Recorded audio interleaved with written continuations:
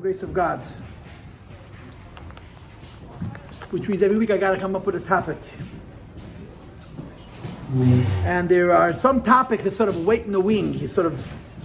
You have them in the back of your mind for a very, very, very long time until opportunity comes and you say, you know what, let's do it this year.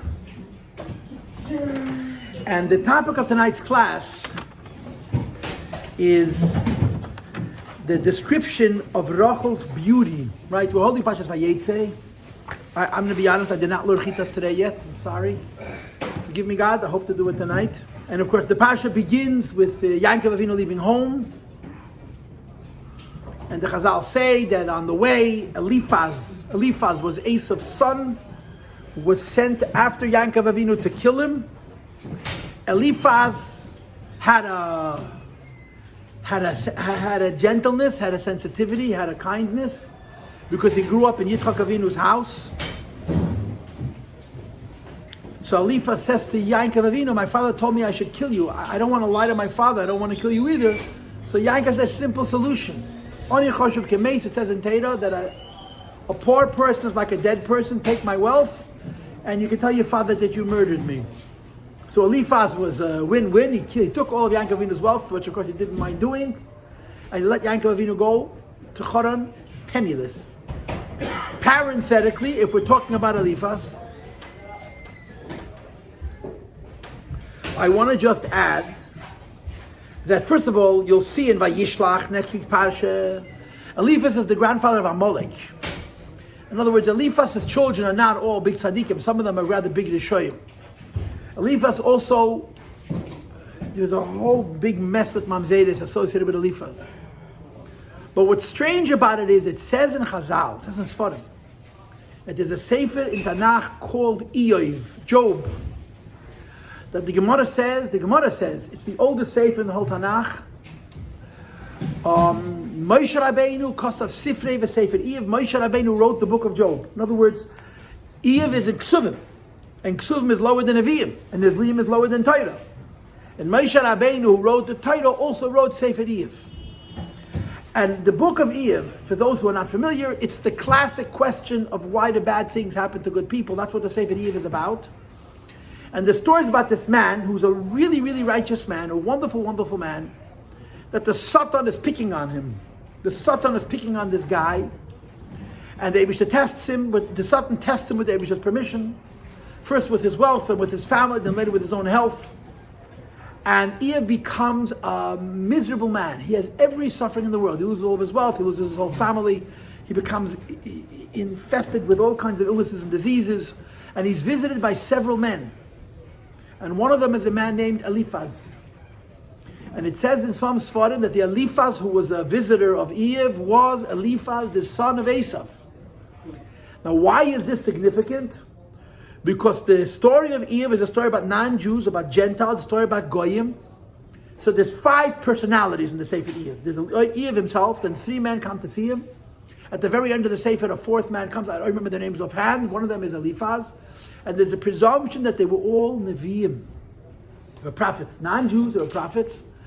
And according to some opinions, the Eliphaz Hatemoni in the Sefer Iyov, this is Eliphaz ben Esav, who took away all of Yaakov Avinu's wealth and reported back to his father that he had murdered Yaakov Avinu. So Yaakov comes to Lavan's house penniless. And we learned in the Chitas of yesterday, he hugs him and he kisses him. He hugs him to see if there's money in his pocket. He kisses him to see if there's money in his mouth. He wants to see if he has gold teeth. And Yaakov Avinu is broke. So Lavan is thinking to himself, what am I going to do with this guy? I have nothing to gain from him.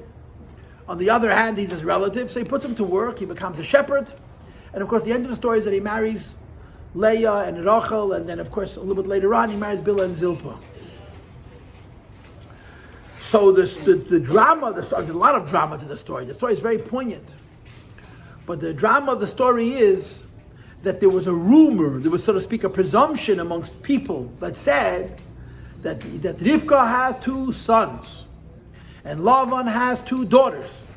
That the older girl will marry the older son and the younger girl will marry the younger son, which meant Leah was under the impression, based on gossip, on the talk in the street, that she would marry Esav, which she was not excited about doing. Esav already had 3 wives, not that he was a tzaddik in any way, shape, or form. Leah had no interest in being married to Esav. She was a tzidkonis. So the pasuk says, "Ve'einei Leah rachis." Leah was sickly. Her eyes, her countenance showed weakness. She cried a lot. Rachel's gorgeous, very, very pretty, because she anticipates marrying Yaakov Avinu. And we all know what happens. Lavan plays game upon game upon game, and Yaakov Avinu ends up marrying both Leah and Rochel, and then later on he marries Bilhah and Zilpah. Right? The little twist here is Bilhah is older than Zilpah, and Lavan gives Bilhah to Rochel and Zilpah to Leah.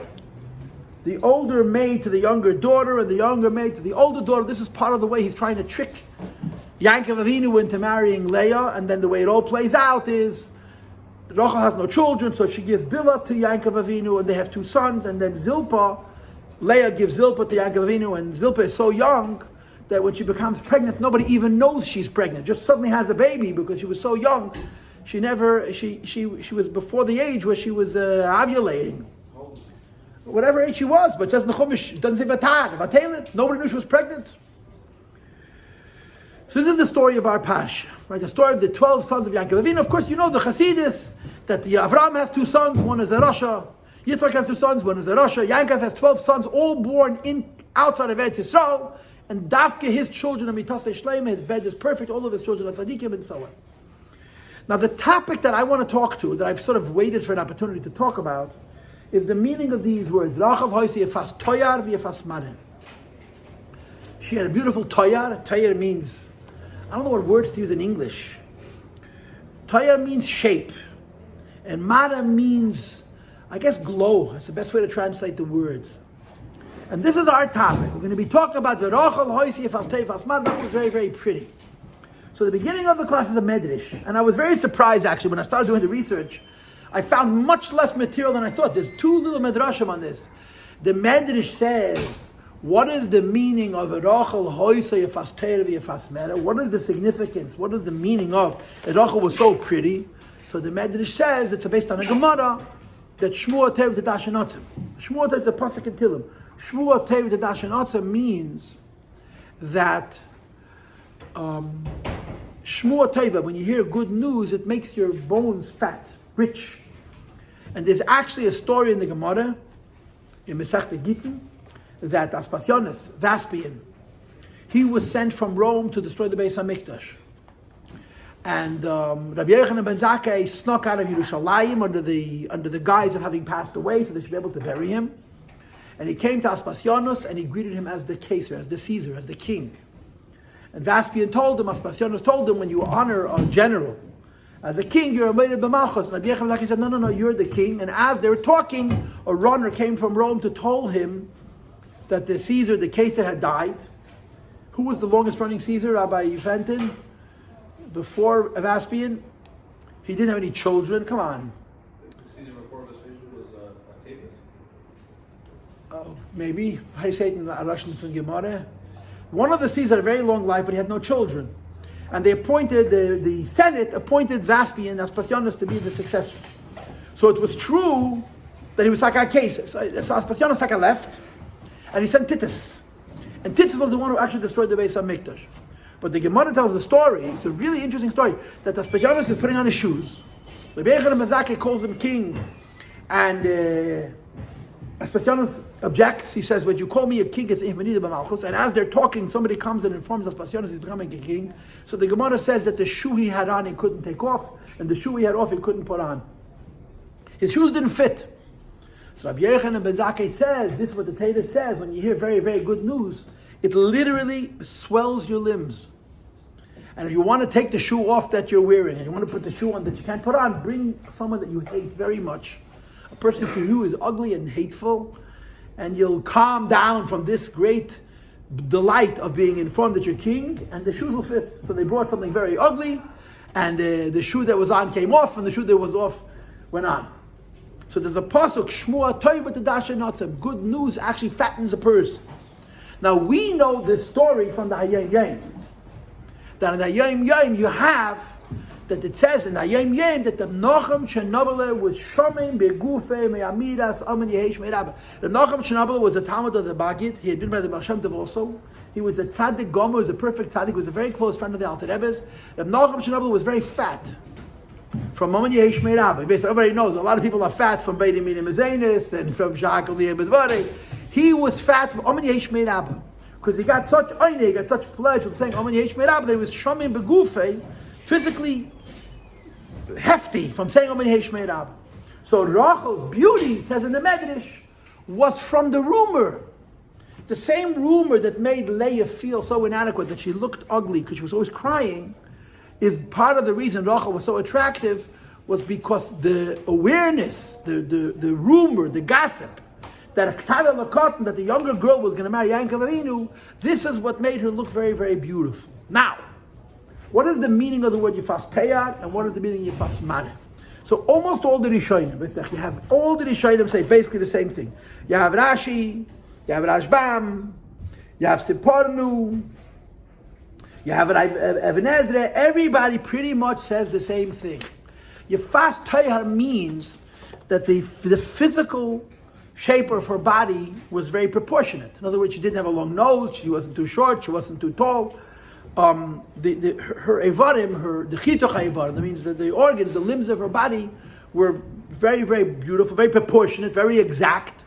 So she had when someone's body, all the parts of the body are exactly the right size they're supposed to be relative to the other parts, that's called it's a beautiful toy, a beautiful counter, a beautiful figure, to use lack of words. Yifas Mare means that her face radiated. She had a shine on her face.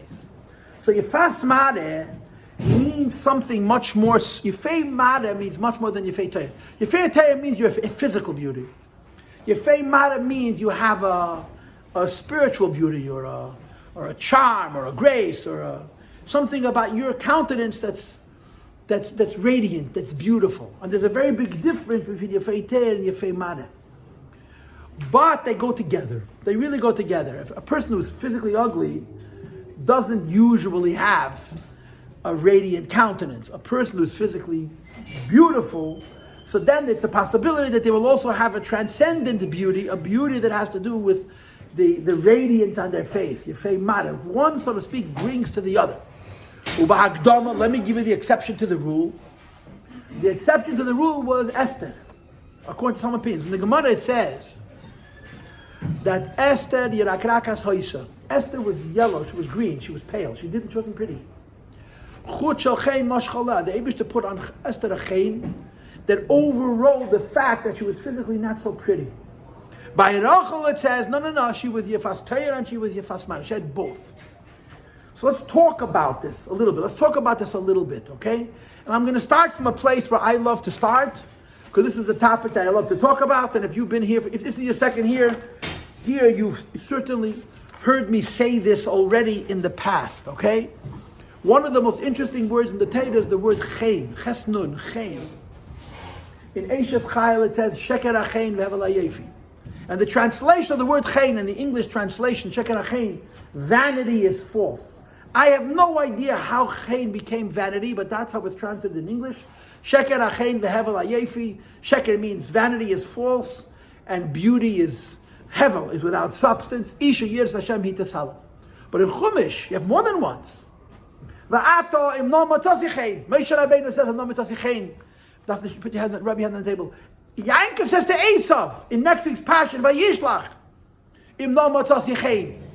So you have a variety of instances in the Torah where there seems to be an allusion to the fact that chein is a good thing. So there's actually a maimer from the Rebbe Rashab. Va'ato yigno techav. I think my Parshas Kisisa Reishain Ches, where the Rebbe Rashab asks this question: is chein a good thing or is chein a bad thing? And he says a moedendike answer. Imagine a person has incredible charisma. Some people have charisma; they have magnetism. People see them; they're drawn to them. It's a personality. Some people are just, you see them and you want to be close to them. They have a magnetism, they have a pull, they have a lure. They draw people to them. Yeah. For example. They have a lot of chein. That's the word chein. Now listen. What if that person is really corrupt? What if that person is really a bad person? or that person's a shallow person, an empty person, a substanceless person. So if you have no you have no oimek, you have no depth, you have no inside, and you have a chein, the chein allows you to get away with it. The fact that you are really not a self-respecting human being, that there's something really wrong with your muhus, is compensated for by the fact that people like you. So the chein helps you remain in a bad state. If you didn't have that chein, if you didn't have this likability factor, you would have to deal with your midas reis to be a member of the civilization. But because you have this chein, you get away with it. And that's what it says in Inside Chassidus, sheker achein. If a person is ugly and all they have is an outer beauty, that outer beauty allows them to remain uglier. But if a person is beautiful on the inside, if a person is a real human being, they have good character and they're intelligent and they're wise and they're righteous, and they have a chein, the chein makes them better. Which is why by a superficial person, by an empty person, it says in Inside Chassidus, sheker achein. And when Moshe Rabbeinu was negotiating with the Eibishter, Moshe Rabbeinu was negotiating with the Eibishter. He says, I hope I find grace. I hope I find favor. Because Moshe Rabbeinu was a real human being. A Yid, a servant of Hashem. So his chein added beauty to him. And that's how you would understand Yefei Teir and Yefei Mada in more mystical terms. Yefei Teir means physically beautiful. Yefei Mada means a glow, a shenkite, a radiance. Esther was the exception. She didn't have Yefei Teir, she only had Yefei Mada. Physically, she wasn't so pretty, but she did have Yefei Mada. But as a rule, for a person's beauty to be whole, you have to have physical beauty, and then you can have a metaphysical beauty, a more basic idea of beauty, and then you can have a transcendent dimension of it. Now, of course, you could explain this physically, right? There's pretty people, not pretty people, but I know that some people are very beautiful, and some people are not so beautiful, the Gashmias. But when the Torah calls the Rochel Yefei Teir and Yefei Mada, the Torah doesn't only mean Rochel was physically attractive. The Torah means that the Rochel's character, Rochel's substance as a human being, first of all was Yefei Teir. In other words, everything a person needs to do to make themselves good, she did. And on top of that, she was gifted with Yefei Mada. She was gifted with a higher level of radiance, a higher level of beauty, which if you give it to a person who's not a Yefei Teir, they're going to use it for some ugliness. They're going to use it to sustain a false external beauty which is going to cover over their emptiness. And that's how you understand these words. Begashmi, as it means. She was physically pretty, and she had a radiance, and the physical prettiness is called proportionate. Everything was the way it's supposed to be. And the ruchnius of it is that her mind, her heart, her senses were developed, and on top of those developed positive attributes, she also had a glow, which enhanced it, which made it even more. That's like Yefei Teir and Yefei Mada. This is the pshat, which most of the Rishonim bring, and this is actually what looks like the pshat, the way it's understood in Chassidus. But Chassidus adds the mysticism. What is the Kabbalah of Yefei Teir? How would you understand Kabbalistically? How would you understand on a spiritual level the concept of Yefei Teir and Yefei Mada? And this is, so to speak, really where we're headed. In other words, I just gave you a pshat. Now what's the Kabbalah? Okay, what's the Kabbalah? Yeah. I'd like you to listen.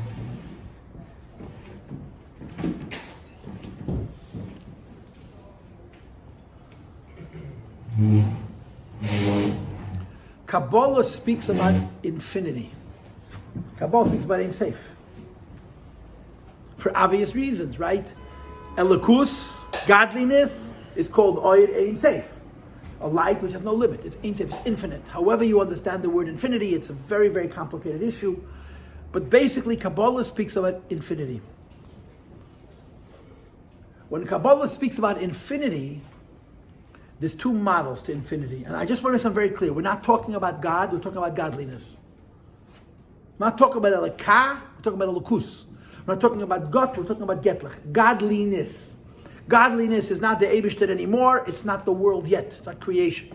In between Bari and Nivid, there's Maitel and Nezah, okay? when you study Kabbalah and you learn about godliness, I guess I'll put it to you in my classic way, right? If you had to say Kabbalah in one word, what would you say? Lukus. Ain't safe. Godliness in one, Kabbalah in one word is godliness. Godliness is not God anymore, it's not creation yet, okay? If you had to say Kabbalah in two words, what would you say? The two words that would represent Kabbalah comprehensively would be the word Ma'oid, Mem Aleph Daled, and the word Adam, Aleph Daled Mem. It's the same letters, it's just the spelling is different. The word Ma'oid means infinity, that's one, plain, and infinite. Adam means man. What's man? What's a human being? What's a person? What's the separation between a person and an animal? What's the separation between a person and a malach? A human being has two basic characteristics that sort of denote him.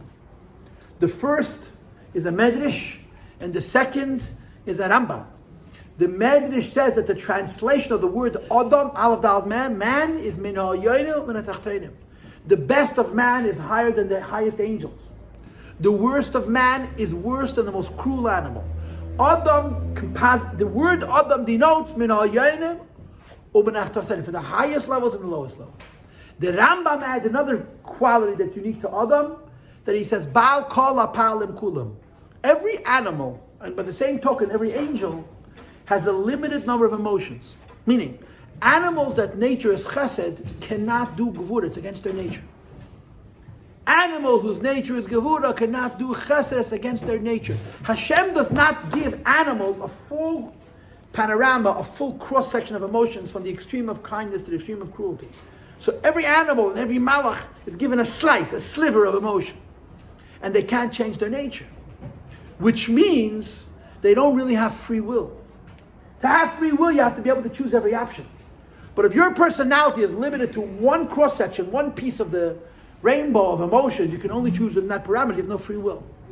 Human beings are human for two reasons. We have the highest high, which basically means our brain, and the lowest low, that means the ability to do actions in the physical world. And we have a full array of human emotions, from the extreme of kindness to the most extreme of cruelty and everything in between. This combination of these two translations, the medrash, that Adam means from the highest and the lowest, and that Rambam, that a human being has a cross-section of emotions, describes what a human being is in the language of Kabbalah. Adam, a man, is limited. Adam is complex, he's not one, he has parts. He has a brain, he has heart, he has senses. Kabbalistically speaking, if you wanted to describe an Adam, you have to have 9. You have a top, and a middle, and a bottom, and a right, and a left, and a center. That's 3 across on top, 3 across in the middle, 3 across in the bottom. Chabad, Chagas, Nehi. And of course, the center is the Das, Teferes, and Yesod. What makes a human being human is that he entails within himself all possibilities from the highest to the lowest, and all possibilities from the extreme right to the extreme left. Here's the question. If a human being is made up of parts, and the fancy word for that is complex, how can Adam be a metaphor for Ein Sof? How can being human be a mashal for infinity? Because nothing which is made up of parts can ever add up to infinity. It's made up of pieces. Each piece is finite. All the arrangement of the pieces remain finite as well. So how is Adam the second model of Ein Sof? And the answer to Vayetzei is Adam is infinite even though he's finite because of his harmony. And the right word is his skalalus. A healthy human being doesn't only have a collection of various parts, top, middle, bottom, right, left, center, but they integrate, they work together. There's perfect balance. A healthy human being is perfectly balanced. He knows how much chesed to have, he knows how much gvura to have. He knows when to stay up late, he knows when to go to sleep on time. If a person is a healthy human being, he's a finite human being, doing finite actions. The infinity of Adam is in the degree of harmony between his parts. If you're a healthy person, there's not one piece of you that doesn't get used. Okay? Let me give you the contrast and you'll understand right away what I'm saying. All of you have heard the story and maybe you have seen the film, which is very moving. Where in 1975 and 1976, they had the Paralympics in Toronto, in Canada. The Special Olympics, that means for people in wheelchairs. And unfortunately, Israel had a huge delegation to the Paralympics, the Special Olympics, because there were so many young Israelis who had been wounded in the Six-Day War and then the Yom Kippur War. These were kids who a few years before were the most physically fit people on earth, and now they were crippled. Some couldn't see, some couldn't walk. And they came to the Western Hemisphere, came to the Americas to participate in the Olympics, and someone had the idea they should come and meet the Rebbe. They came to 770. The Rebbe was very happy to meet them. And there's photos. They lined up in rows of wheelchairs. There were over 100 of them. The Rebbe went downstairs. He got up on the stage. The Rebbe spoke a sicha to them. And after the sicha, instead of them coming to the Rebbe went off the stage, went over to each one, shook his hand, and said, "Thank you for your sacrifice," and gave him $1. It was very, very moving. They went away from this visit with the Rebbe so moved. What did the Rebbe tell them? The Rebbe told them something very profound. The Rebbe said, what happens to people who can't see? What happens to people who can't see? They develop stronger hearing. What happens to people who can't walk? They develop other mechanisms for mobility. The Eibishter made people to be able to compensate. If I'm missing one thing, I make it up with something else. So the Rebbe said, instead of calling them nechei, the wounded, they should be called mitzuyane, outstanding. When a person cannot be a complete person, because the Eibush took away one property of his, or two properties of his, or three properties of his, he compensates by making the other properties, which he still has, making them outstanding. That, chevre, is the mashal of the Baal Tshuva. The Baal Tshuva is not perfect. The Baal Tshuva makes up for the things that he's missing with the things that he has by doing them extra special. But that's not Adam, that's something else, that's Ma'od. Adam means a person who's not sick, who can see, who can hear, who can smell, who can taste, who can touch, all of his senses work, and he doesn't waste any of them. Doesn't waste any of them. Could you imagine if you used every minute of your life, if you used every skill, every talent, every gift God gave you? We waste so much of it. The expression that they say, a person uses 15% of his brain. Could you imagine if we were able to use every piece of ourselves to the best ability that we have? No part of us would be extreme. Everything would be limited. But the totality is an infinity. In other words, the mashal for non-Adam is the person who's not completely balanced, so he has to compensate for his deficiencies by being special in certain ways.